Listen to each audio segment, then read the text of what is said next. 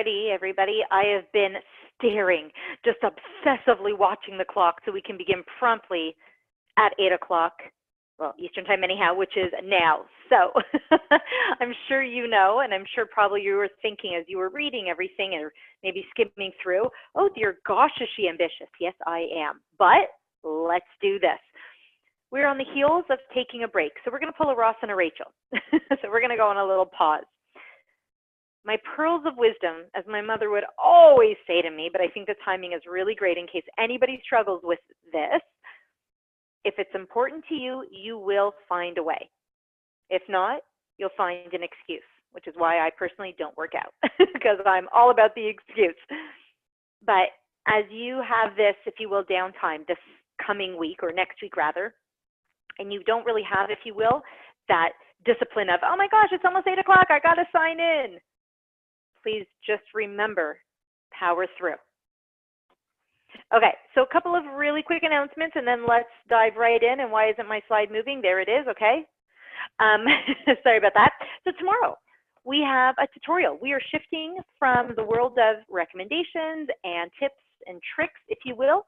Now we're going into let's regroup. I want to go back in time, and let's go back to Unit 1. I want to try to bring this back to the surface for you. It is designed to be a 16-minute session. Your group and your corresponding group number 20 are invited, as always. It has a tendency, depending on questions, to maybe spill over. I always try to, be very, very respectful of the time. So in around 60 minutes, we're going to do a boot camp review. October 18th, before you know it, is approaching. I think it's we're 2 weeks out from October 18th, in or around. October 18th is the last day to apply, be it HRCI or SHRM, and enjoy $75 less than what will be October 19th, okay? So just mark your calendars. I would personally recommend, if you are marking your calendars and you're thinking, yeah, I better apply by, this key date, I would put in the 15th or the 16th, just because the last thing you need is at like 11:30 at night to go in and cash in on the $75 savings and the servers crash, or you have a question, or something's not cooperating. Those companies, HRCI and SHRM, they're not up at those hours. Nobody's managing the help desk. So just give yourself a little bit of a buffer.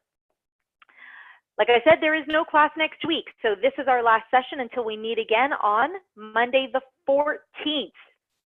Yeah, it'll be a nice deserving break for you all, no doubt. And when we wrap up tonight, I'll give you a couple of recommendations as well, perhaps what to do with your time if you're looking for extra stuff to do. And then as well, let me just give you an update on the Coach's Corner recording. So 2 weeks, so the 24th and of course last night, are backed up because we had some system updates and they just kind of hit the back burner. I literally have them up on my browser on the computer to my right. So I'm going to do my best to push those this evening. Okay, it's just a flick of a button. It's just truthfully finding time. Alrighty, guys, so that's it. So let's dive right back into this. Let me know what questions you have along the way. But otherwise, let's keep on talking about training and development in your company. So we wrapped up, having just started, mind you, Unit 3, but we wrapped up exposing ourselves to a couple of really key buzzwords. Personally, words I really enjoy being, for example, differentiating training from education. Where do they overlap? Where are there clear differences? Tacit knowledge, explicit knowledge. But now, let's return back to page 2. Wow, that's intimidating. We made a lot of progress. And let's take a look now at why do we even need this? Training is expensive. Training is timely, or I should say consumes a lot of time. There's a lot of skeptics out there, you and me alike maybe, sometimes kind of, sort of, I don't know, it depends on our mood, that might be thinking, yeah, really? I know, for example, I'm just going to put this out there because I'm an open book. I've got 2 new people joining my team tomorrow. Really looking forward to meeting them. But I have to be honest with you, and you may feel this way sometimes as well. It's going to be a really crazy couple of months, especially we're going into holidays. It actually becomes a very busy time of year for us. Oh, wow, I'm going to have 2 new people. I love training. I love talking. I don't have the patience for this right now. So sometimes we may not be up to it, but it is essential. And the thing as well, when you talk about training or education or development of any kind, I'll just put it under the key buzzword training for now, It's not a one-hit wonder. And then basically we say, I trained you on this, you ought to know. What about retraining? There are some imperatives that we don't have the luxury of saying, well, you should know, things never change, and this is glued to you. There are some things that are way too important not to revisit every so often. Let's say health and safety, for example. So it's very important to find what needs to be trained, why does it need to be trained, who needs to be trained on this, and what is that going to do for the business? And sometimes they're direct deliverables and sometimes they're indirect deliverables. A little bit of a broad kind of intro there. Let me, though, refresh your memory from where we left off on Monday. Major difference between training and education is what? Education refers more to acquiring specific skills. Education is more closely related to learning a particular job. Training provides more general knowledge. Or training narrows the range of responses while education broadens the range.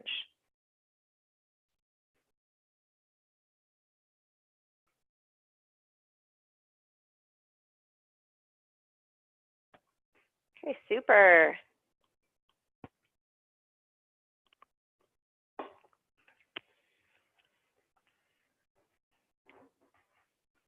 Fantastic.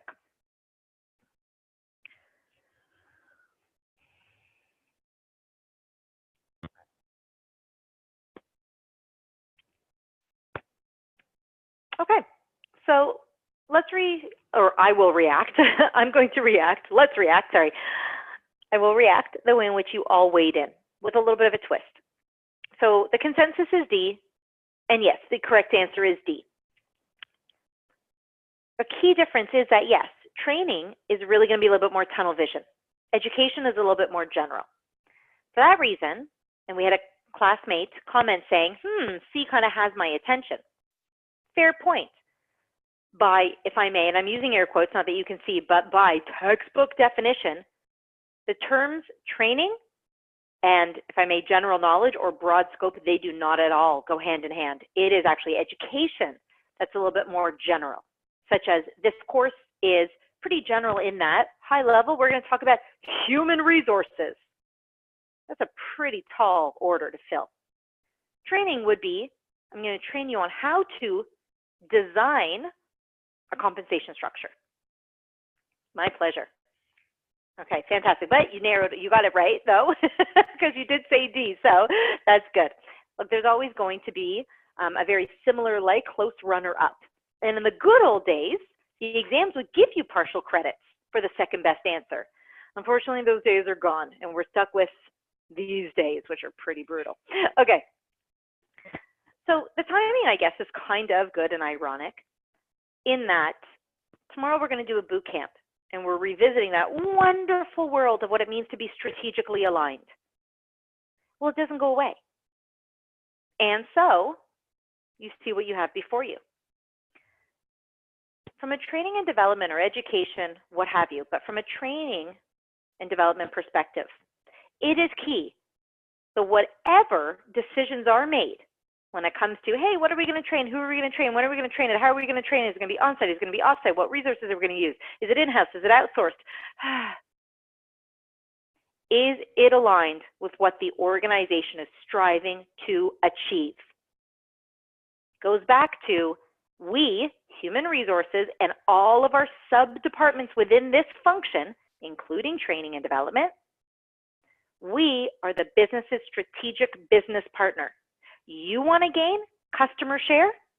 We can do this by building trust. How do we do that?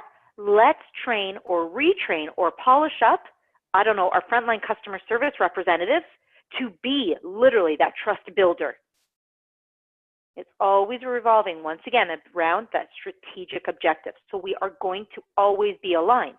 But it comes back to we need to be in the know. Training is a very, very strategic activity because it plays such a huge part in determining the effectiveness and the efficiency of a company. We are the alliance. It is going to help a company's ambition come to fruition Or if it's not aligned, it will absolutely hinder any of those ambitions. And you can see listed on this fantastic list before you, in fact, it's a pretty rich list, really rams the slide, all the fantastic things that a really strongly aligned training and development program can deliver to the organization. One of my favorites, I'm just going to focus here, is, for example, where is it? Come on, hold on, sorry. Reducing accidents. We don't want people to be injured. And as we will take a look at the end of Unit 5, we can't afford it either. So this is not a one-time topic. This is constant. As well, when some of those external factors change, such as FLSA is changing, such as good knows what will happen next year if there's a shift in government, that changes. And we talked about the environmental domain. We need to respond. So what is that going to mean? And how does that impact the way in which people are being, be it educated or developed, so that we can sustain them, so we can keep them engaged, so that we can hold on to that longevity, and so forth. So it is just a spiraling effect.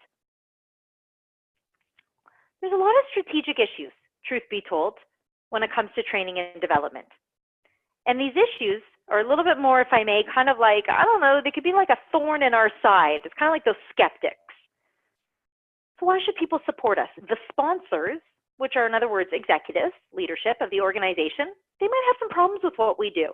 I know that I once had, whoa, is it just me or I don't know how to count in these numbers here? Sorry about that. I'll adjust this slide another time. But anyhow, I once had a CFO, I think I may have told you, who told me, I really don't get what you do other than like spend my money. And I'd really love to remove you. Very rewarding feeling, let me just say. In any event, the first issue, which is numbered correctly, we want to answer, why should the company even really sponsor any type of training and development program? Why should they support this? Why do we deserve to have their back? Well, because we need to prove and justify that training furthers any strategic objectives. We are aligned to deliver all goals and objectives throughout the organization and really the bottom line of the organization. Okay, not numbered correctly, but we might also be challenged with, okay, so what types of training and development should be offered? I don't know. What do you want to deliver? Whatever will improve employees' performance, whatever will improve deliverables, whatever will help the company fulfill its goals and its objectives. If it's customer service, then that's what it'll be. If it's training, then that's what it will be. If it's safety, that's what it will be. If it's R&D, if it's any combination of things. Okay, so who's going to be trained? Here's the ironic thing, and I've always struggled with this. I have a question for you guys. Very quickly, I just want to hear what your thoughts are. Don't think about it too much. I just want to hear what your reaction is. Snap of the fingers. Is training a reward? If you get sent to training, do you think, oh, cool, day off, sweet? Okay, so I have one person saying yes, second person saying yes, a third saying, well, you're gaining knowledge, yeah. Okay, it can be interesting. Okay, fantastic. Ooh, it depends. Okay. So generally speaking, from research that I read, training is, again, generally speaking, perceived to be a reward. And that's fine. In a way, it kind of is. To what many of you said, it kind of could be, it depends, what's the situation? Come on, you might be thinking, give me more context. And one might think it's a reward because it's flattering, kind of like, hey, you believe in me, you want to invest in me. Awesome, cool, thank you. I know I personally always have thought, oh, I'm so like stimulated and gratified, and honestly, it's so nice to have some change. Somebody give me a free lunch. I love being out of the office for a day. So in one way, shape, or form, yeah, I guess it is seen as a reward. And often it is thought, again, the research tells us that, wow, you're an awesome performer. Wow, you are a top performer. You're an amazing employee. You're on my list to go and get trained. Again, perception of reward. But very often companies, according to the research, will overlook the low performers who have tremendous potential. But we didn't tap into it because we didn't invest in it. Maybe because we didn't recognize it, because we were too busy rewarding the high performers. Do those high performers really need more training on what they're already doing well? So Jen, to your point, yes, it does depend on the topic. And it's funny because in my former life, but I used to work for the Ontario Public Service Department. It was contracted out, but anyhow, and I would design training and deliver training. And I would always find that people were there because they were already excelling. And most of those people, and we would capture this in our post-evaluation surveys, they were like, I just want to get out of the office. And I'm entitled to this through my, whatever, negotiations. Can you imagine how many people are not getting what they need? They're going to go to another employer who is going to invest in them. So now we could also be talking about retention strategies. Whew. Okay, so who should be trained? I don't know. It depends on the topic. It depends what the objective is. But it probably shouldn't be the people who are already doing a phenomenal job at whatever it is that we're training. Where are their gaps? Let's fill those. Those are the people, quite possibly. Okay, so to question number 3, or point number 3, I should say. Should have pulled out my drawing tool all this time. Another skeptical thought is, okay, well, who's going to supply the training? Okay, maybe in-house. Maybe it'll be outsourced. Maybe it's a combination of the two. How much money do we have? What resources and talent do we have? Where are the SMEs? How is the training going to be evaluated? We basically want to ensure that the objectives are being met. And we're going to actually talk about the systems model of training. But how are we going to evaluate it? Very often it's by performance. But truth be told, it also has to be relative to the topic. But we definitely want to create a dashboard full of metrics to justify, again, efficiencies. And then last but not least, before I take a look at the comment that's coming in, how are we going to incentivize people? So I'm going to try to paint a picture. Back to my day when I was delivering, I forget what it was. I think it was like a problem-solving course or communications. It was a soft skills course, again, for Ontario government employees. And a little bit of a different dynamic, how people would sign up for training. But in any event, I remember in a small room, we went around the room. I had the luxury of time to do this, and we went to introduce ourselves. Imagine just like a dozen people who want to do some introductions Monday morning of a 2-day training session. And there was a gentleman, as we went around the room, there was a gentleman who introduced himself. And part of the introductions was, why did you choose to be here? Because it was completely elective. And he, in a very humorous way, he slammed his hand on the table and said, because I'm retiring on Friday, so I kind of wanted to consider this like a week off. So I figured I'll go to training Monday and Tuesday, not do much, anything Wednesday, Thursday. There's going to be a lot of going away parties. Friday's my last day. Not really going to work the full day. It was like a freebie week. And so here I was thinking, I was like, okay, that's funny. And wow, that's awesome, I guess.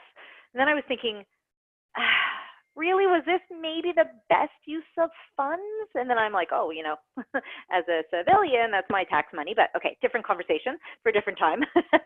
But I was also very challenged with how am I going to incentivize this person for the next 2 days to really frankly enjoy being here. Whether or not that trainee does something with what they're going to learn, and I can only hope so, but still I don't want them to be, if you will, kind of like an anchor that's going to bring other people down just because honestly they were just up for the free lunch. I don't even remember him coming back after lunch now that I think of it. So how can we motivate people? Do people really want to have a boring lecture for 6 straight hours? Probably not. And in the world, especially with all of our online training, it's very, very challenging. You right now are victims of that, right?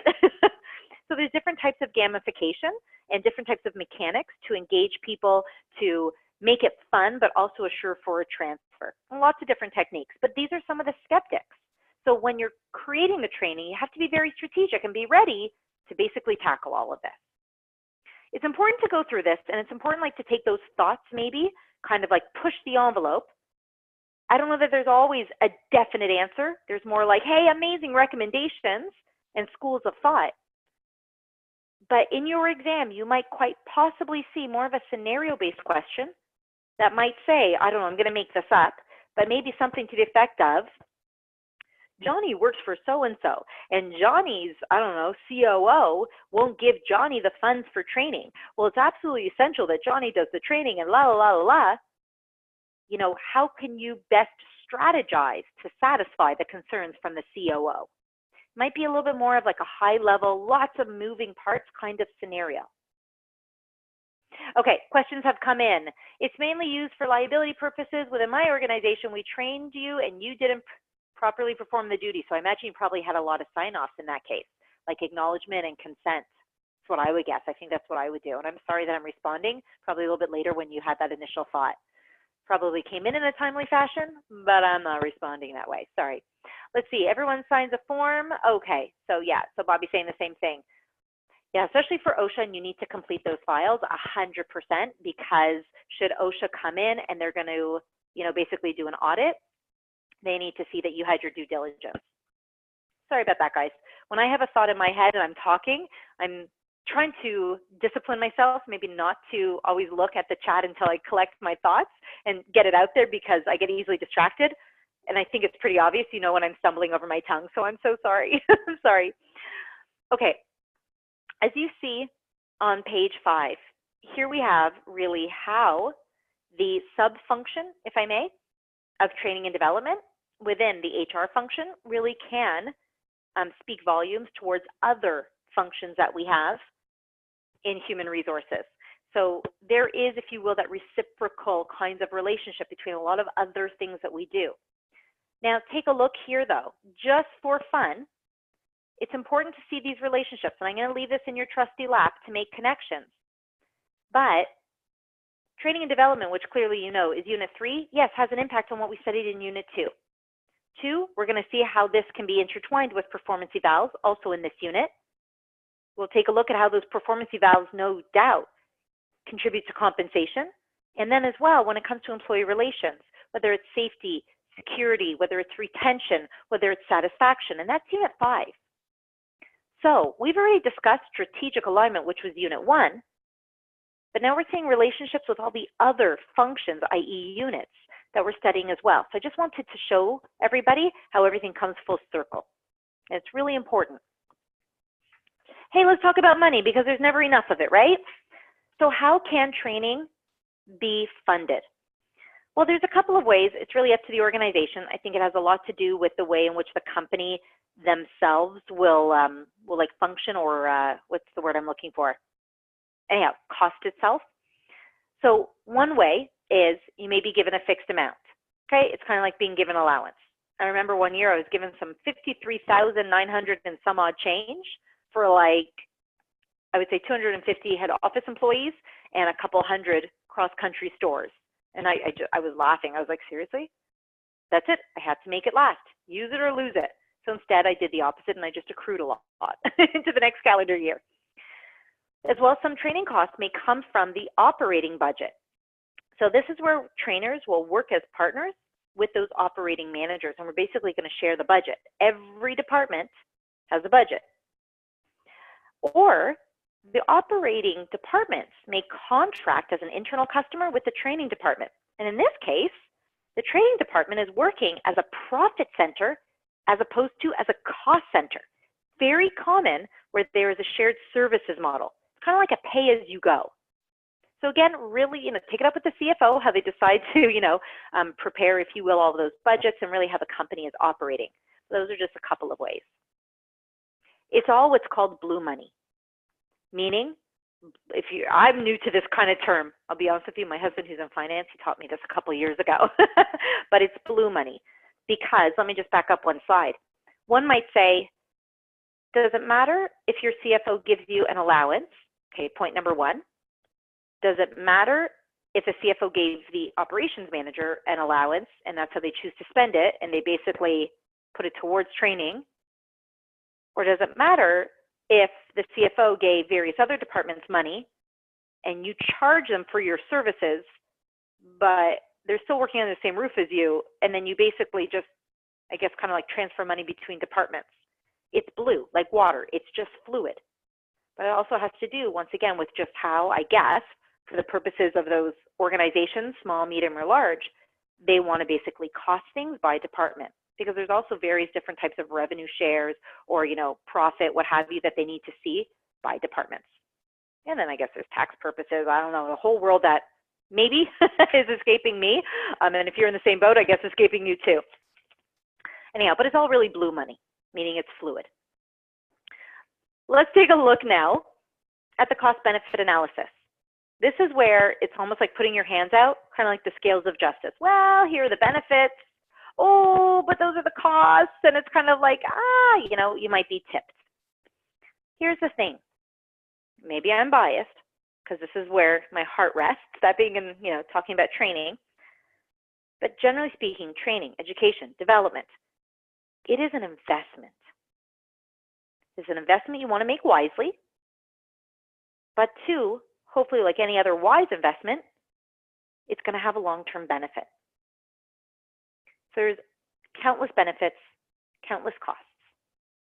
Let's take a look at some of those costs. The benefits, I think that they scream volumes for themselves, and they may vary from organization to organization. But I do want to focus a little bit more at the costs over on the right. And I'll take a look at a comment that just came in. First of all, there's developmental costs. So these are the hours spent by in-house, the staff team, to develop the material. Now, maybe they're not developing it. Maybe they're just sourcing who they're going to hire to develop it. But one way, shape, or form, there is a cost associated with that. Maybe as well could be the cost of material. So if the, let's say, facilitator's guide or the participant's guide, anything like that is actually being developed in-house, there's a cost to that. Expendable training materials, such as copies of program materials. Sometimes we waste them. Sometimes we don't. There's unexpendable training materials. This would be hardware. So for example, computers, projectors, USB keys, HDMI cords, you name it, the hardware, the software. Back in my day, there were transparencies for, the overhead projector. What about training time? The salary of the trainer, the salary of the trainees. But then hold on, wait. Imagine this, an off-the-job training session. So you're paying people to attend the training because they're still making their wages, but they're not making you any money because they're in a training session. So then there's production losses. Those are your opportunity costs. There's a cost to everything. Once again, every investment is a good one so long as it is a wise one. Okay, comment came in. Departments are less inclined to spend money when it comes from their operating budget. Agreed. Employees may miss out. Yeah, that is agreed. Yeah, well captured. And it looks like we have a classmate that is saying, I hear you. Sing those praises. Or not praises, but I hear you. Okay, let's check in. Which of the following would be considered an indirect cost when analyzing the cost benefit of a training program? Is it lost production time, the cost of the facility, the training materials, or the included meals? Hold on, wait, there's meals? An indirect cost. Basically something you don't per se sign the invoice at that facility if it is off the job and off site, for example.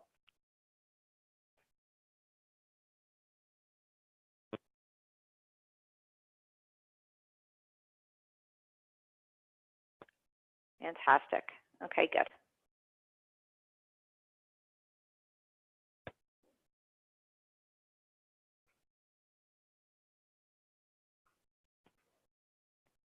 Okay, we are rocking and rolling and just grooving.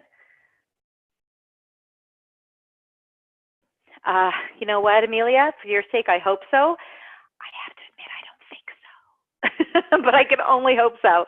I know, right? Okay, going once, going twice, 3 times. Yes, A is correct, good.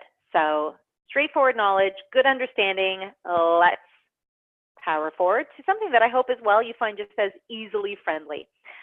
So, we talked about various different types of metrics that will need to be calculated under a variety of different circumstances. So straightforward, but yes, one of them may be the cost per trainee. So here you have an example, just because the math was friendly, frankly, $2,000 per trainee. Is that high? Is that low? Look, to me, I think it's high, but maybe it's just relative to what I do or whatever I've done. You might think, it's not so much.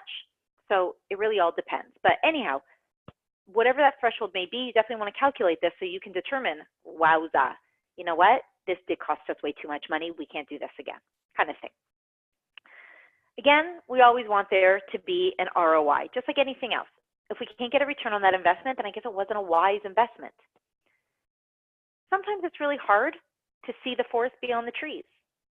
Sometimes it's really hard to see, did I get a return on that investment? Sometimes it's also a matter of be very patient so we can analyze if we got that return. It may take time. If you did some sort of, for example, safety training, no, don't expect to just see a return next week and the week after. You might want to assess that over, I don't know, half a year. Maybe you have to wait for the full year so you can do some comparables. Be that as it may, though, when you are calculating a return, and the reason why it's really important to justify this is because you want to show the value of the training. You want to say, hey, listen, we did a retraining, perhaps, of safety, health, and security, and look what happened. You can't see it necessarily in and out every day that our accidents have reduced, but they have. So not only do we have incident reports that are showing more favorable numbers, but also our experience rating has gotten more favorable. And frankly, we just don't have those costs. And now everybody is enjoying working here. We've improved retention. We've improved satisfaction. We're on our way to being employer of choice. Who doesn't want that kind of branding, for example? But as well, this can help the training department assess, frankly, what they need to do. Kind of like a stop, start, continue. We need to see that return. What you see before you, I love, love, love, love, love this, is the systems model of training. Now, just for fun, on page 10, obviously you can see in Exhibit 2 exactly what you see on the slide before you. But immediately to the right, you see on page 11, Exhibit 3. I'm going to talk about that next. But just, I don't know, because it's on my mind right now, these two are nearly identical. One's a little bit more modern. I'll talk about that when I get there, but they really accomplish the same thing. So it's, you know, tomato, tomato kind of thing. In any event, the systems model of training basically says, hey, this is your system. This ought to be the approach. Anybody who's ever designed training, if you've even designed anything on a personal perspective, you might be able to relate to this. First thing you want to do is assess. This is basically where you really put on, I guess, like your visor, and you basically ask yourself, what do I need? What am I striving for? What are my ingredients? So you are going to assess the need for training. Do I need it on an individual basis? Do I need it for a department? Is it company-wide? Exactly how wide or narrow is this? We'll talk about that actually very, very soon. What is the objective? In other words, what do I expect to see out of all of this? You know, at the beginning of every single section, I have lesson objectives. Well, that's what I need to achieve. Why did I set those? Truth is, because I already know what I have to deliver. So I assessed the end to help me determine where I'm starting. If anybody has some really good experience, I personally don't, but if anybody has some really good experience ever with, let's say, writing essays, you probably wrote your conclusion first. After you did all your research, you probably figured out what your position is. When you write your conclusion and you know this is where I'm ending, that helps you understand where you're starting. And then from that, you can develop the criteria, i.e. the agenda, or the ingredients, if you will, of exactly what the training is going to look like. Yeah, or writing policy for sure. Well, the second phase of this is going to be the fun part, in my opinion, if I can impose it on you. Do the actual training itself. You can pre-test, although you know I'm indifferent about that, but basically you can, let's just say, warm up, if you will, your trainees. In the whole design, you also want to consider, okay, am I going to do it on the job or am I going to do it off the job? Am I going to do it on the site? Am I going to do it off the site? How am I going to deliver it? Is it going to be group? Is it going to be lecture? Is it computer-based? You really actually get to do the fun stuff, the design.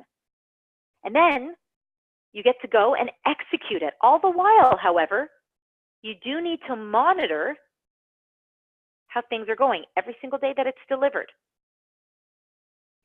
But truth be told, large scale, you want to do an evaluation. So at the end of all the training, not just like the minutia daily things, but yes, at the end of all the training, you need to monitor to be like, okay, how was it received? And we're going to talk about as well how you can basically do a little bit more of like a feedback evaluation from your trainees, where we look at behavior and we look at results and we test for transfer and retention. But again, you have to go back and assess, did I get out of this what I needed to? Did I get out of this what I said initially I was going to? Because you can go in and do, let's say, for example, customer service training, product knowledge training, and you talked about the value of the organization and where they want to position themselves in the market and how we value the customers and this, that, and the other. But if in the long run, you don't really see that customer service per se has improved, you didn't get out what you were supposed to. So back to the drawing board, perhaps. So 3 phases, lots and lots of fun stuff in between. A little bit more of a modern condensed version is ADDIE. Personally, no joke, I have this right in front of me on my bulletin board because this is how I design all of our work, I guess, for this course and everything that I do. And it's funny because now going into 2020 and I'm redesigning some of our e-learning program, I live by this. But it's very, very familiar. You assess, you design, you develop, you implement, you evaluate. 5 steps. Whereas we just really saw what, about 8, which is a little bit more condensed, which makes it a little bit more modern. I'm not going to go through each of these because I think I already did that, just going through the systems model. As we wrap up this section, we go back and we say, hold on, how do we know what we need? And who in particular needs it? Did anybody ever grow up with any of those like nesting toys? I know that I remember seeing like at my grandmother's house, there was that I think like Russian doll. I think it's called I don't remember. Anyways, but where you take off the head of the doll and within it is like a nested little doll. It's like those wooden kind of like, you know, whatever. Anyhow, but did anybody ever grow up with any of those nesting toys of some sort where there was like a box within a box or like a little doll within a doll? Probably thinking, wow, she's really lost it. Okay. In any event, if you can try to, kind of like cartoons, yeah, I guess. But try to imagine that. Or better yet, if this helps you, imagine it's like layering off layers of an onion. When you do a needs analysis, we have 3 different levels, but they're all nestled within one another. There is the organizational analysis. Is this comprehensive throughout the entire organization? So how well is the company achieving its goals? Not so well. Or, no, we're good. Maybe it is the task. Is there a particular skill set? Is there a particular knowledge? Are there particular behaviors that a department or team really needs? Or is this more of an individual basis? The reason why it's nested is because individual people make up teams that do tasks, and the compilation of tasks contributes to the organization. But let's dissect these one by one. If it is suspected that it is organization-wide, then the kinds of things that we'd be looking for to determine that, yes, in fact, it is organization-wide, maybe it would be we're not being effective. So what are some of our cues? Maybe it's labor costs. Maybe it's production efficiencies. Maybe it's like machinery maintenance. Maybe it's high level of accidents. Maybe it's turnover. but it might be company-wide. Those are some of the cues. Maybe it has to do with succession planning. Maybe it has to do with the climate. Oh, dear goodness, even worse, maybe it is the culture. Maybe it's not. Maybe it's more task-related. In which case, let's take a look at the actual task. Now, yes, truth be told, people do tasks. But let's just focus on the task. Let's try to remove the person. What tasks need to be performed? What are the conditions in which they are performed? Can you describe for me exactly what is to be done and with what tools and in what environment? What quantities or what qualities are expected? What KSAs are required? Where do we get these KSAs? Is it on-the-job training? Do we need to shadow? Is there a mentorship type program? Maybe it is a task, maybe it's not the task. Maybe it's on an individual basis. And in which case, let's take a look. How are people performing? Well, not well, a little bit weak, there's great potential. Where can perhaps some deficiencies be corrected? Is this something that is just a matter of, hey, I need you to go through 3 days of training, you're going to come back better, stronger, and you're going to kill it? But those are the kinds of analyses conducted to understand, rather than just infer, who and what is going to be impacted. How do we assess training needs? There's a whole variety of ways, and look at that. It comes back in the middle of this list, assessment centers. We talked about that. We talked about assessment centers more so than anything, being more of identifying managerial potential, but certainly not limited to, clearly. Now, we've talked about quite a few of these over, I would say, the time thus far that we have spent, studying together. So I think that these, speak volumes for themselves. On that note, let's wrap up this section. So I ask, in assessing training needs, an examination of production efficiency, labor costs, turnover, and accidents. This will be part of which type of a training needs analysis. Is it personnel? Is it task? Is it operations? Or is it organizational?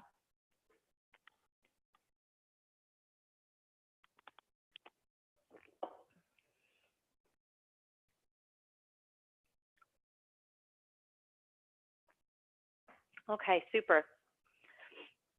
Forgive me if I am chewing off your ear. I hope I'm not interrupting your thoughts. I'm excited to kind of, get to the next stage or the next section. You have an advantage here.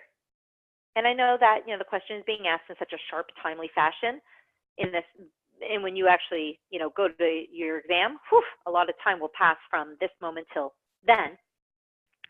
But this is the scenario that I would suggest. If I were in the exam, and let's say I'm going to fast forward 4 months from now or what have you, I would think to myself, assessing training needs. And I would literally just jot down, what did we talk about? We talked about company-wide. We talked about task. We talked about the individual. And I would remember these truthfully because I visualized all of it and I related it to myself. And I tried to imagine, hey, when was the time that my whole company went through training? Okay, so I found personal connections. Hence, it's kind of in my memory bank. It's in my core. But look, there's only 3. And yet, there's 4 possible options. So immediately, just from creating this little grocery list at the top, you can eliminate C. It's just not one of them. And that's the beauty of whenever you are tested with something that has less than fewer, I guess, if you will, processes or theories or concepts, you can just do the math. You got to get rid of one of them. It just doesn't exist. So when you see a multiple choice question, you will often find one answer just doesn't belong there. That would be C in this case. One answer as well means the exact opposite. Well, that's our task at hand. And then 2 could sound pretty similar. If we need to do a training needs analysis, then we're going to examine production efficiency, labor costs, plural, accidents, plural, turnover, not per se of an individual, just generally speaking turnover. All these things being plural Make it not an individual, i.e. personnel. So we're going to rule out A. That's the opposite of what the correct answer is. So what's the opposite of one individual? It's like many individuals. But we're talking about individuals, which rules out B, because B is just task related. It's a little bit more tactical. So for all of those reasons, not to mention, and I get the impression from you, you already know the correct answer the way you weighed in, so that's the obvious reason, but B is correct. So that's maybe just some thoughts to have should you find a little bit more of a challenging question in the future. Question, wouldn't C involve production efficiency, labor costs? Okay, that's a good point, and that's a really good argument. So in that case, if it does, then this is a situation, I never thought of it like that. That is a situation where this is nested into D. So again, it's leaning towards D. Yeah. And that is also very, very common to see. So what I'm sure, though, is common to see that when you finish a section, you have answers to, or excuse me, you have questions to answer. So on page 16, you have 7 questions to test your knowledge.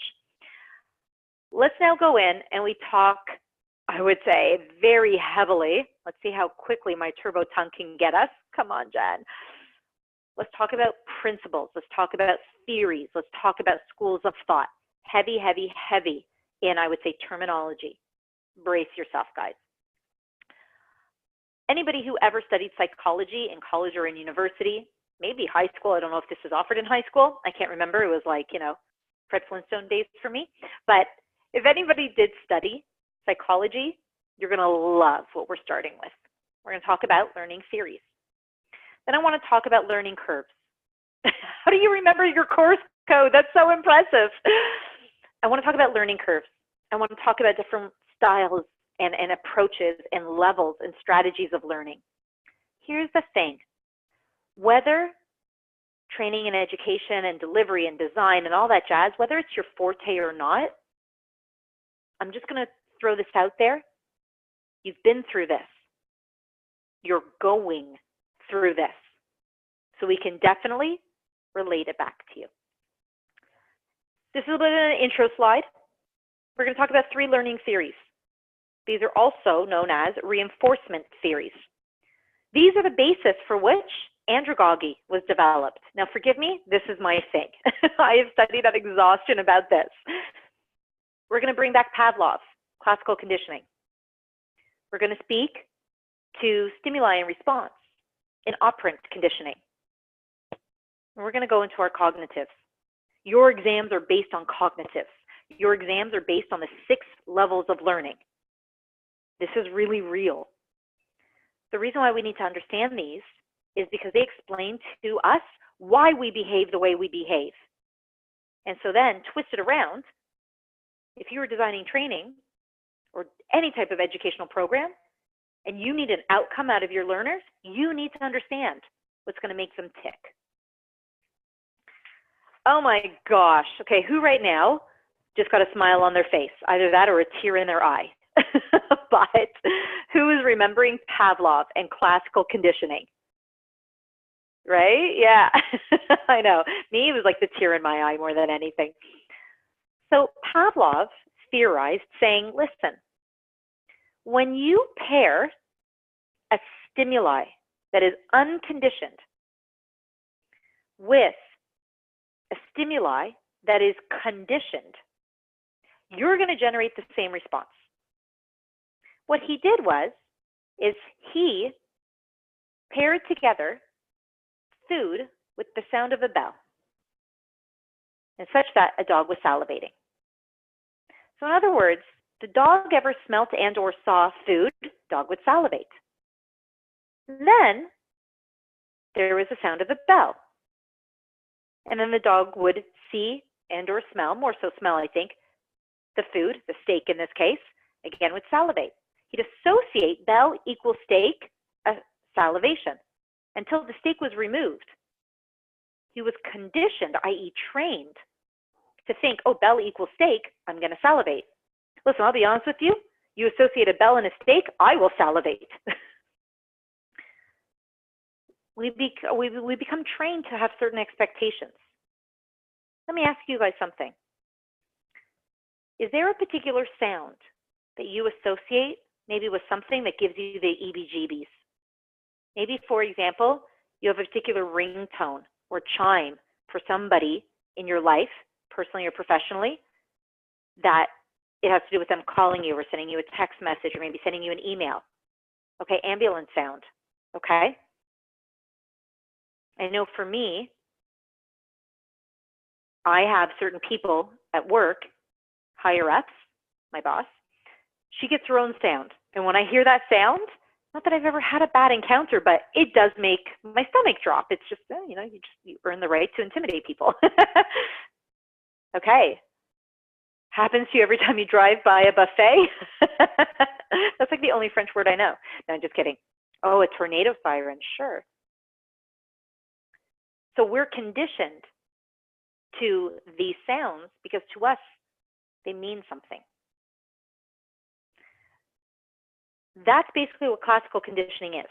Emotions and stress reactions are conditioned based on this, but this is our nervous system. We can easily recondition it. It just takes a lot of time. And it's like precedent-setting kind of experiences.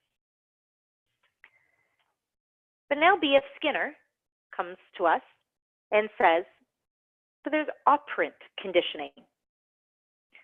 Operant conditioning more so focuses on voluntary behavior in that we choose to do certain things. We can control what we choose. But operant conditioning also says, hold on. People behave a certain way on purpose.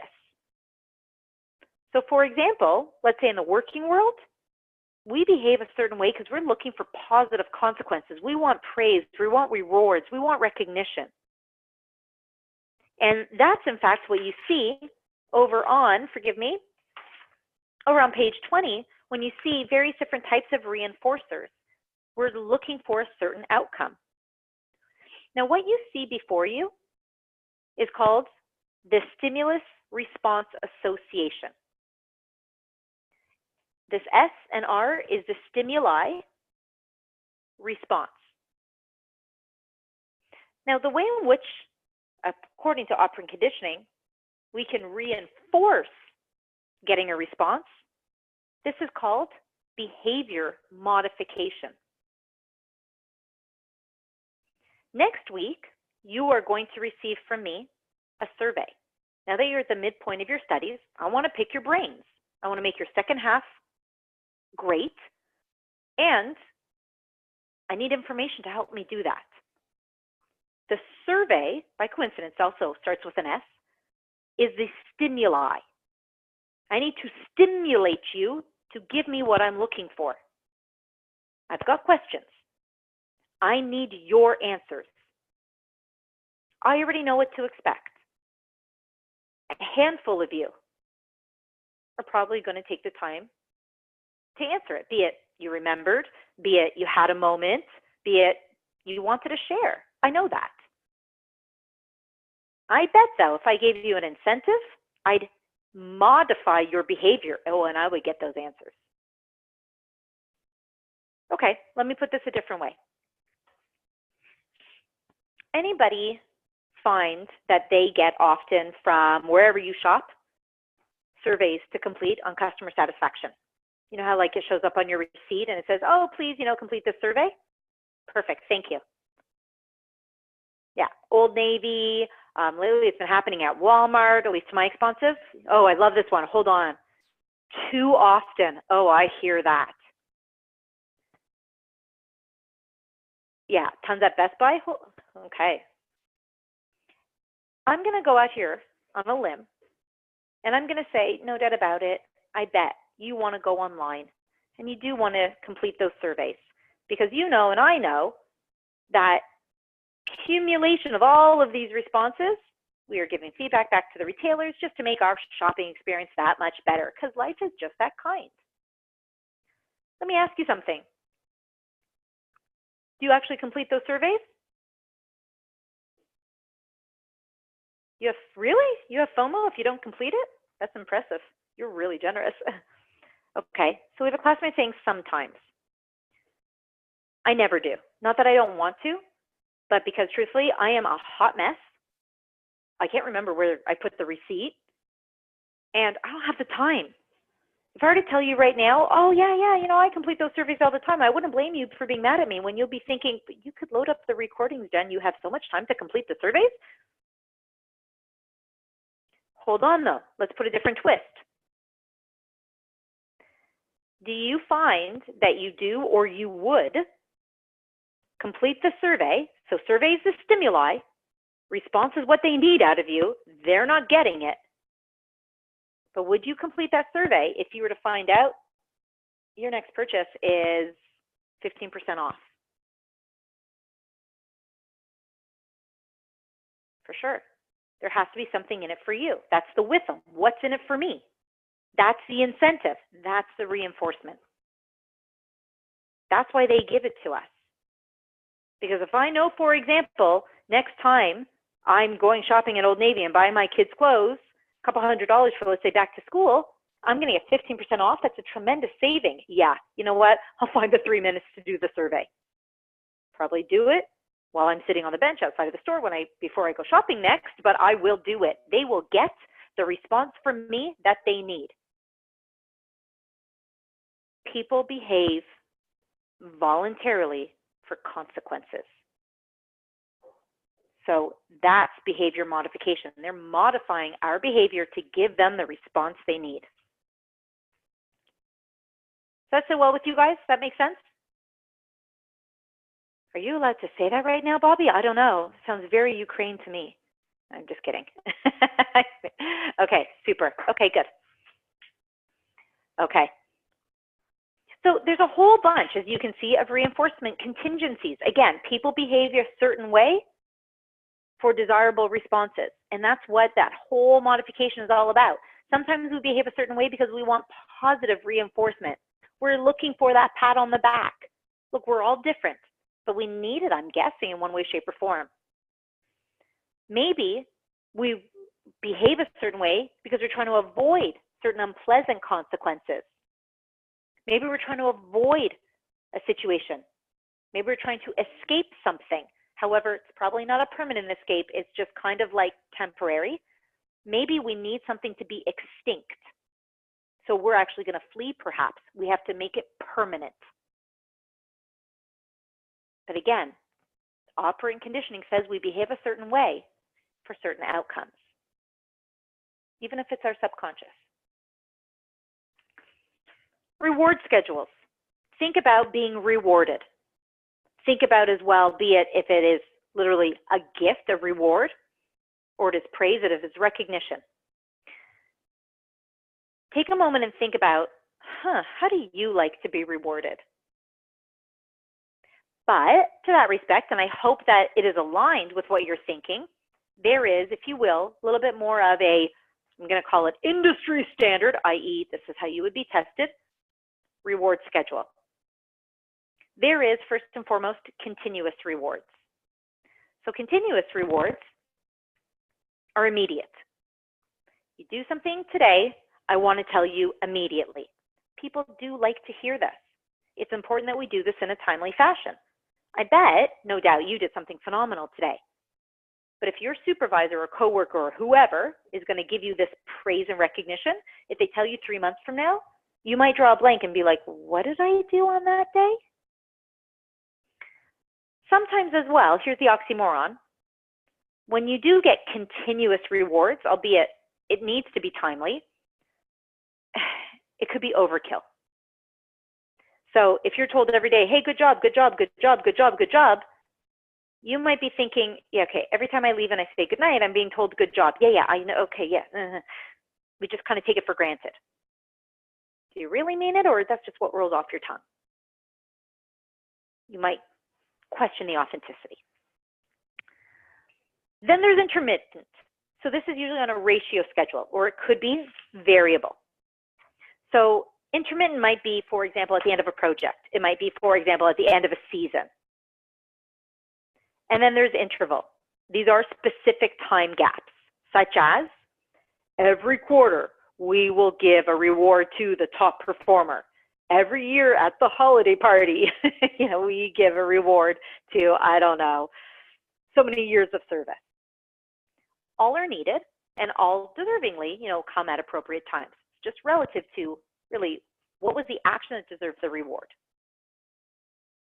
Okay, so question. For most people, supervisor compliments are according to what type of reward schedule? Would it be continuous? Would it be fixed? Would it be variable? Or would it be, well, fixed but interval? This is hard. This is subjective for most people. That's a hard one.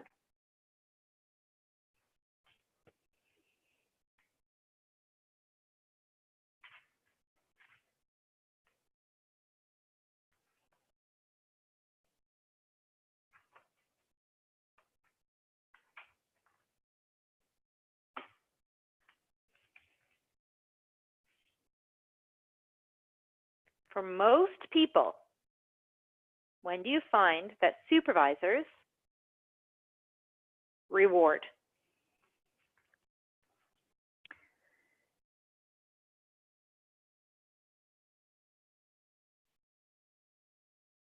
Okay. So it looks like nobody is really loving the word fixed, which is good. Whether it be ratio or interval, we're going to remove B and D.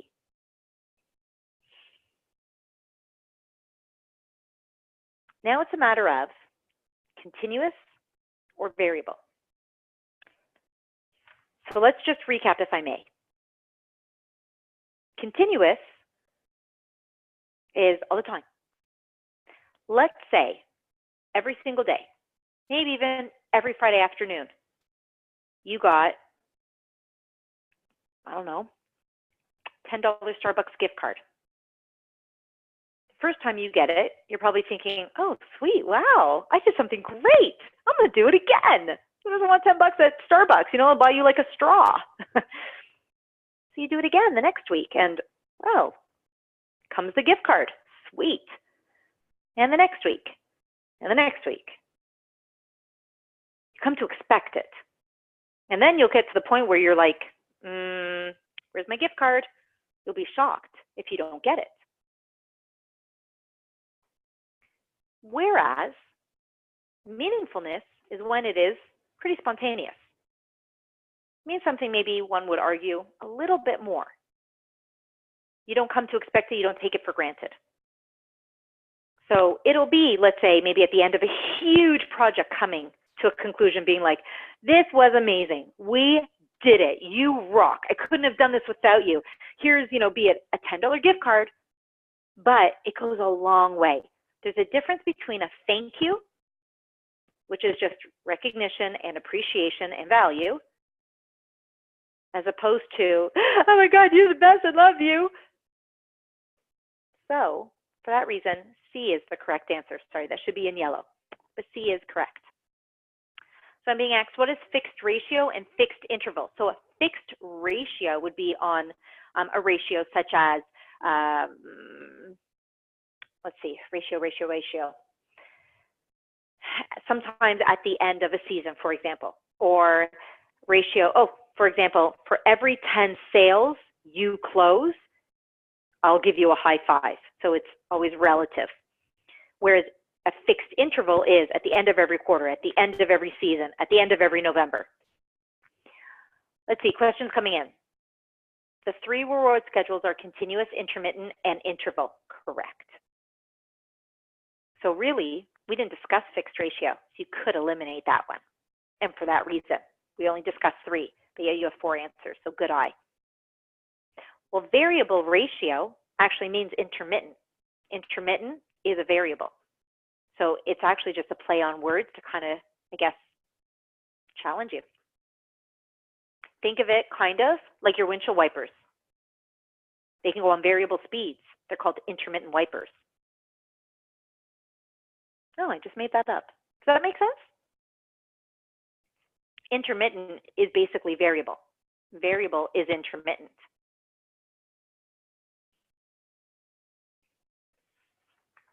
Okay. Yeah. But like I said, and I'm really loving this example, think of your windshield wipers. Literally, I think that like probably if you did like a, what is it called, like a PDI or pre-delivery inspection or something on a car, they are called intermittent wipers because they have variable speeds. Yeah, me too. Okay, fantastic. Good, great. So let's talk about social cognitive. Social cognitive is also known as the social learning theory. It says that our behavior is influenced by the consequences of our behavior.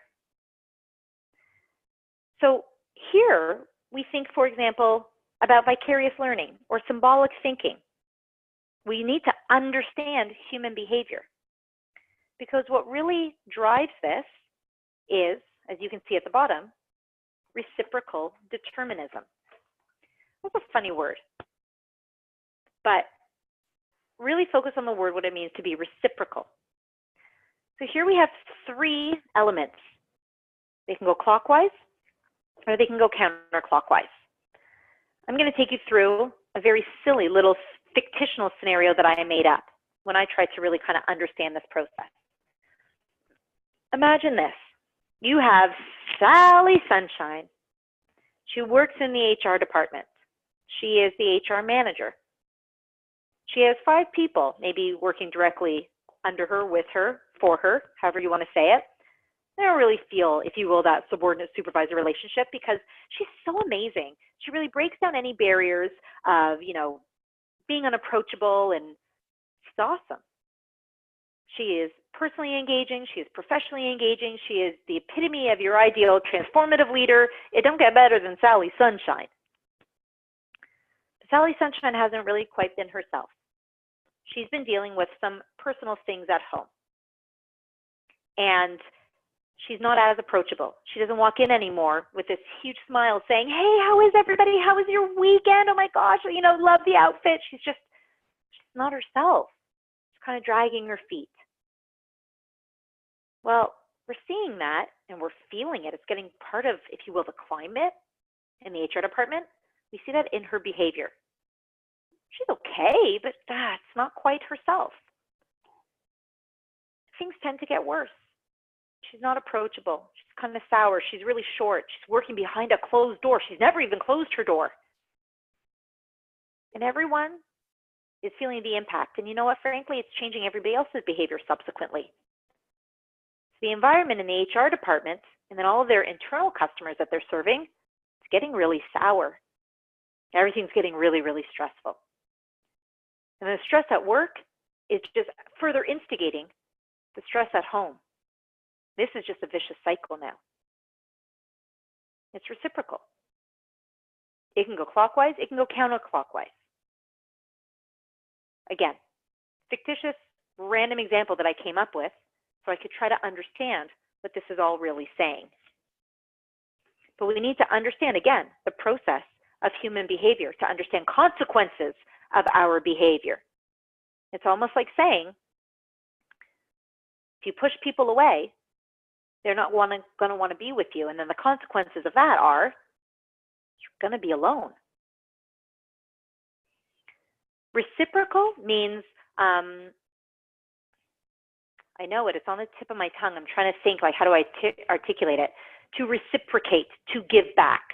So for example, right now you ask me a question, I'm reciprocating. Or you can think during the holiday season, you give a gift, somebody gives you one back. They reciprocate. So when, for example, your behavior impacts the environment, well, it reciprocates. It impacts your behavior back. Does that sit well with you? Yeah, okay, fantastic. Okay, perfect. Because we're trying to understand behavior, and there's consequences to behavior. Oh, absolutely. Sorry, look at that comment that just came in. This is a necessity for emotional intelligence. 10,000%. Good call. Oh, let me go back, actually, sorry. Take a look, please, over onto page 23. When we talk about social cognitive and we're talking about behaviors, I want to circle this back to you. And I know we only have a couple minutes left, And if this is where we have to end, I hope not, but if this is where we have to end, it's really good here. Let's talk about self-efficacy. We talk about behavior modeling. That's page 23. This is a social cognitive because it's a consequence of behavior. Self-efficacy, in other words, is believing in yourself. Now, there's various different types of dimensions to believing in yourself. There's the magnitude. The magnitude of the task. How difficult is the task? You have a tremendous magnitude of task. You're studying for a monstrosity of an exam. Nobody understands it until they go through it, or at least until they get that UPS delivery of all the books, right? But your self-efficacy, you believing in yourself, oh, you will climb Mount Everest. You set yourself goals, and you're killing it. The second dimension is the strength. That's your confidence. You may think, okay, I really took on, quite the challenge, but it's okay. I'm going to flex my muscles. I'm going to do this, and I can do this. I'm built to do this. There's a generality as well. Some people don't like this. I always say, that's a bad excuse. But it can be used to empower you, being, generally speaking, everybody does this. Now, sure, you don't want to just fall in the category of everybody. You are a shining star, but it's believing I can do this if the next person to my right and to my left can do this, and I'm going to do it better than each of them did. But generally speaking, what are the expectations? You don't want to isolate yourself and say, well, I'm the anomaly. There's also a lot of learned characteristics, as you see at the bottom of page 23. There's 4. You know this all too well. There is inactive mastery. This is your repeated performance.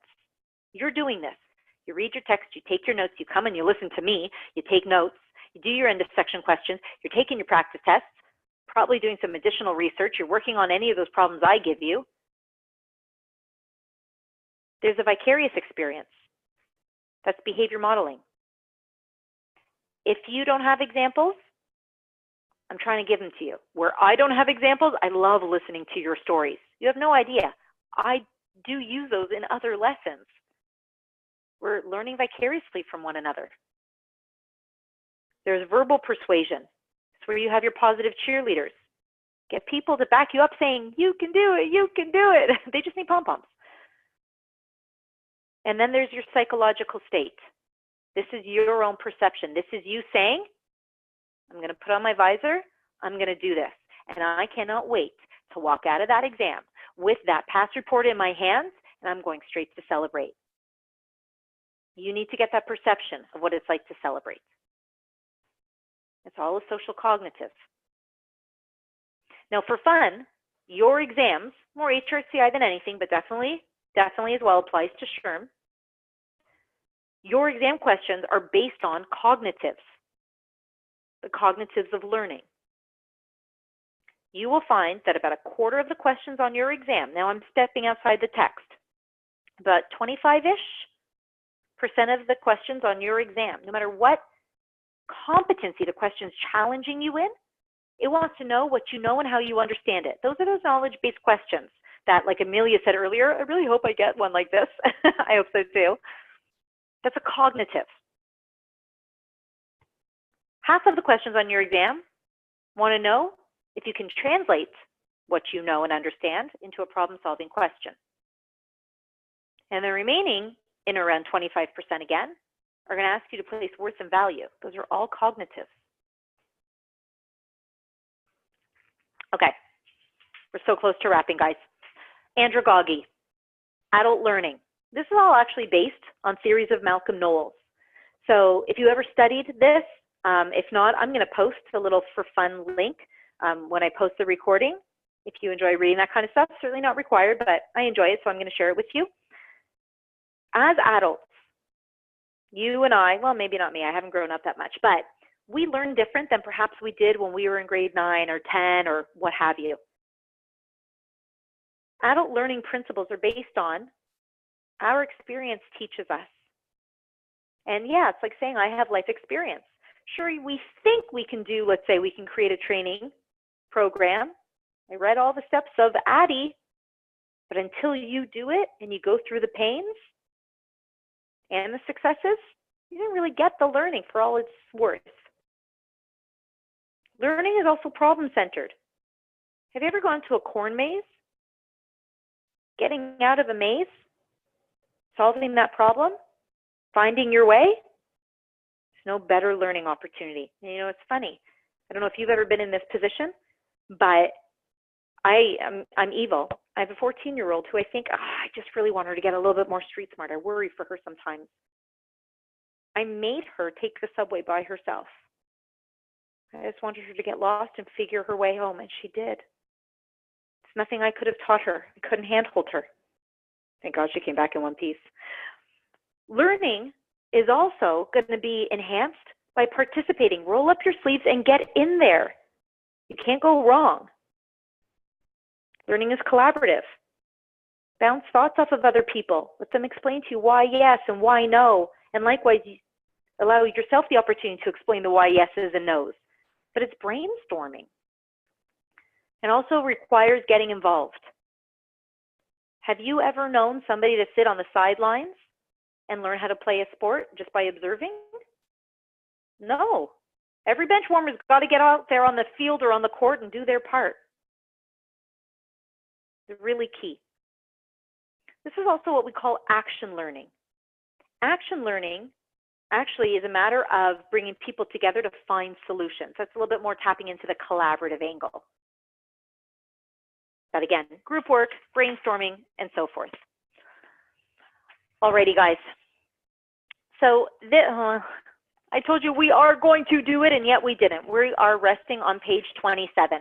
It is exhausting having a 75-minute session, and I say this from your perspective, so I don't want to push you guys to, anymore. So that being said, this is where we pause, and this is where we will pick up.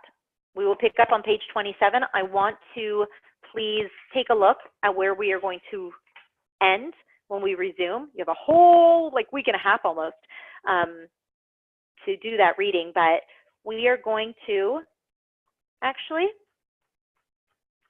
we're actually going to cover a lot of base. So we're resuming on page 27. That's going to take a fair amount of time. The next section doesn't. The next section thereafter doesn't.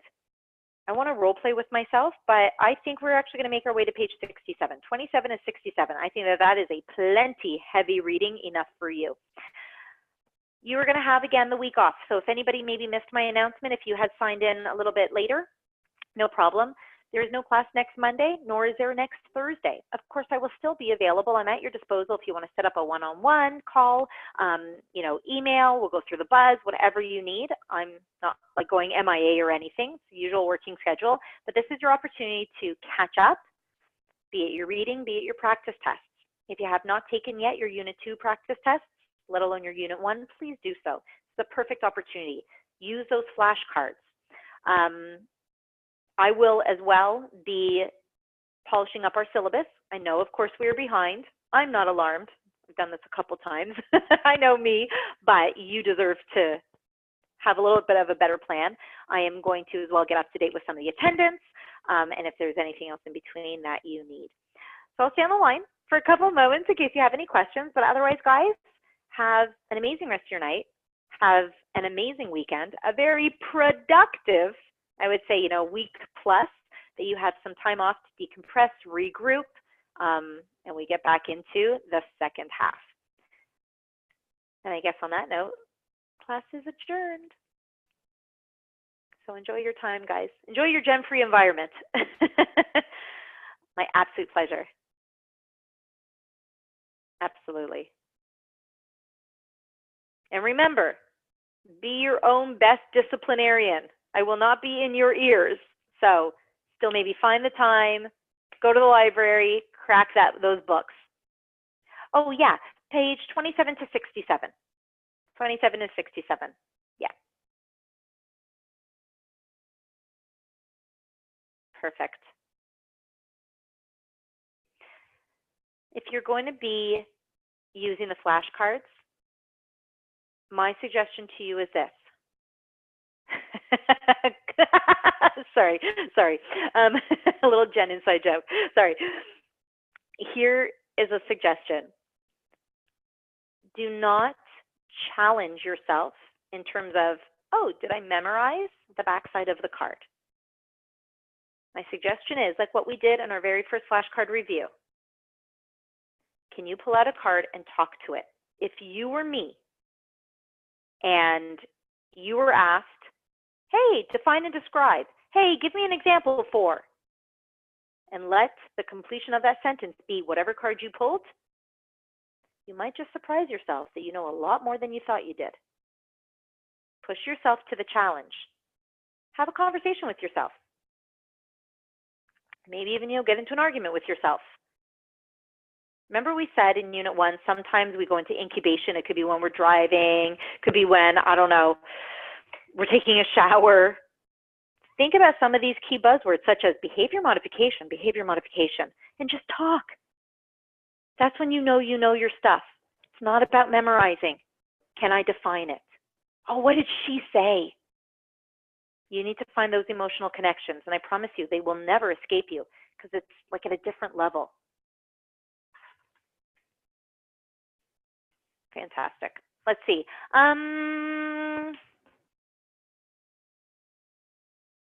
Okay, so let me just summarize this. So we have a classmate. It's an open conversation to everybody, so I think it's worth putting out there because in case anybody else is struggling. Saying you basically struggled with Unit 2. You feel that you're doing absolutely everything and yet, hitting a brick wall. Okay, so I have a couple of suggestions. Independently, I would say, please go back to those questions that you scored incorrectly or any question that stumped you. Even if you got it correct, but truthfully, if you guessed it and, you got lucky. Any question that stumped you, go back to that question and ask yourself, did I not know this question because I really honestly just don't understand? And if that's the case, what don't you understand? Is it the question? You don't know what the question wants out of your brain. Is it some of the answers in that, I really don't know what this means or that means or this process is or that process? So basically, is it more of a test-taking technique? Or is it more of a content technique? Now, so do that independently. And that's important just to identify. And then what I would love for you to do, reach out to me, if you don't mind, drop me an email, and let me know what question it was that stumped you. Now remember, those questions shuffle. So if you say, oh, it was question 6, question 6 is going to shuffle. It might be 26 next time. But if you can maybe even give me a screenshot or just tell me, oh, the question about calculating, whatever, give me a synopsis of the question, I'll find it. And then either we can communicate by email. Personally, I'm better on the phone. I have to be honest with you because emails just take so long. So let's set up a time. We can invite everybody and we can dissect what went wrong and why. And then maybe some techniques or approaches can also, be discussed, and that might help you. Because I'll be honest with you, yeah, it sounds like you're doing everything right on point, and I'm kind of drawing a blank, so I'd love to pick your brain a little bit more personally. Okay, yes, let me know, absolutely. But no, guys, this is an offer for everybody and anybody, all the time, anytime. So be critical on yourself. And I don't remember if I told you guys this story, but I just want you to visualize this, okay? So a long time ago, when I was preparing actually for big exam when I was doing my master's, it was a cost management accounting class, not my jam by any means. So I needed help. And I had asked the guy that I was dating at the time who was doing his master's in finance or what have you, if he could really give me a hand to understand this whole wonderful world of cost management accounting. And we're sitting there in a classroom that we had rented for the weekend, and we're going through all this stuff. And we're in the textbook, just like you have a textbook. We're in the textbook, and kind of like you have those open-ended end of section questions. He asks me, okay, read question, whatever, 3, and then tell me what it means. So I read it. To me, it's like gibberish. I read it. I'm like, oh, okay. And he's like, so what does it mean? And so I put my head back in the book and I look at it and I'm like, oh, but it says, you know, explain the 3 steps in the whatever it said. And he's like, no. He slammed the book, slid it, very, very dramatic. That's how I remember this moment, because I was like, wow, guys, like a little woo. And he asked me, he's like, what did the question ask you? I'm like, I don't know. You took the book away from me. He's like, then you're not equipped to answer it. Because if you read it twice or 3 times or 4 times, but you still don't know in your own words what that question wants out of your head, how do you expect to answer it? And I'll be honest, I'm going on like 20 years. This has stuck to me. Yeah, I know, right? And I married the guy. But anyways, no, he does it to my kids. But it stuck with me. And I've been through what you guys are going through. I've been my fair share of tests. And I take the practice tests when you take the practice tests. I really do. And I always ask myself, what is this question asking me? And then this way I can understand, okay, is it that I didn't understand the question? Because if I don't understand the question, then no, there's no way I'm ever going to answer it. Is it that I read the question wrong? Of course I'm going to get the question wrong then. Or is it, no, I understand what's asking me, so much so I can understand that I don't know my stuff. And then I have to go back and relearn something. So please, if you think it is, you know, the tests that have you stumped and you're thinking, but I understand everything when I read it, when I hear it, when I discuss it, I got the flashcards, I'm doing it, I get it, I'm having those arguments with myself in the shower. If you're saying, it's just my performance on the practice tests, please maybe take a look at your thought process maybe, you know, when you tackle each question. Don't be in a rush. Take on the role as if, honestly, you're a contestant on Who Wants to Be a Millionaire. Ask the question in a very animated way. Be like, well, which process is best if, like, it's okay, have some fun with it. And talk yourself through why this isn't correct and why this maybe is correct. Think it through. Okay, yeah, give it a shot, let me know. Sensitizing effect. That's exactly what you're experiencing right now. So we're going to make that real. Sensitizing effect. If you're like, I've heard that before. Oh yeah. It's all about just having those aha moments. Okay, you know me, I can talk forever. So how about I part on those words? Take me up though on my offer, guys. I don't know everything, but I'd like to pretend I do. No, I'm just kidding. But I want to share, you know, any tips or recommendations, and sometimes what it is, right? It's just about having that mentor, that coach, that buddy, that sounding board, and I'm that for you. I'm not even going to charge you extra. Anyways, guys, have yourselves a fantastic night. Have yourselves an amazing umpteen days. I'll miss you. And reach out to me if there's anything I can do.